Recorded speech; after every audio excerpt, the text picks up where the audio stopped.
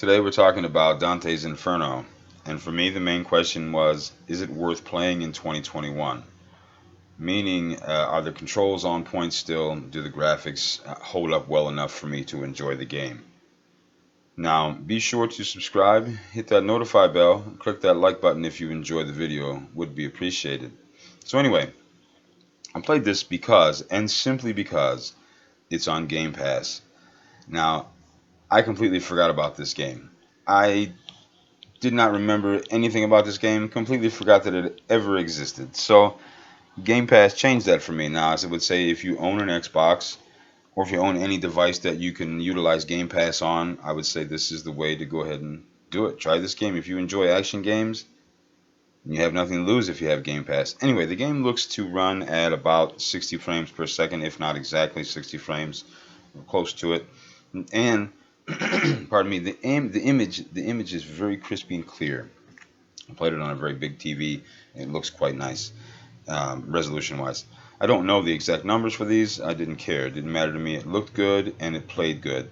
It's an 11-year-old game. I wasn't too worried exact numbers on anything. So, with all of that being said, I should say, you can still see the age of the game. As I just said, it's 11 years old.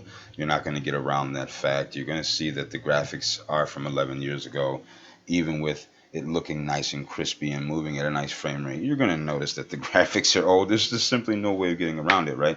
But the controls hold up well, and everything is solid visually. So you're not playing a game that looks like total garbage. It just looks like an older style game, but it runs great. Um, it has that great hack and slash action to it still, and that is because the controls hold up well. If the controls were kind of squishy or delayed, then the game wouldn't be any fun for me. So the action, it really holds up great with this particular game. Now the game only takes about 20 hours to beat, give or take a few, depending on how many times you may have to go through a specific spot or you want to go through a specific spot. So either way, the game is not that long. It is in the style of the old God of War games, and a little bit with a little bit, excuse me. And some people would say a little bit of that Devil May Cry sprinkled in there for the action. But either way you see it, no matter whether you compare it to other games or not, it is without a doubt, the action is without a doubt fun. There's no way around that. For me, I enjoy the action. The game holds up. Now, the game does not have just action, so it does have some puzzle work. And the puzzles, well, they're not overwhelming. So it's not major if you hate puzzles. The puzzles are not overwhelming, but they do break up the action. Now, the game doesn't have just action and puzzles alone. You also get to have some magic with your main character as well. So the player is going to be able to upgrade the main character also through collecting souls. The souls can then be spent on unholy or holy upgrades and abilities. And as I said before, the character gets magic to go along with those upgrades and abilities. So these things break up the monotony of just having action quite nicely, in fact.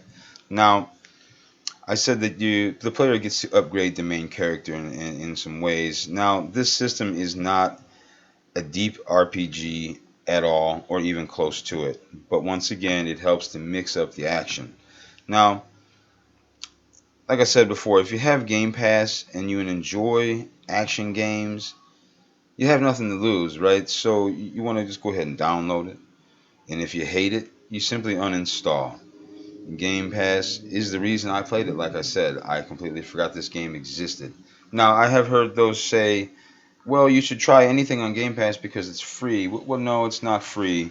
You pay a monthly fee for this particular service, and those games are on that service. So it's not free, but it is extremely cheap to the point where if you like this particular game, then you can go ahead and buy it and add it to your collection.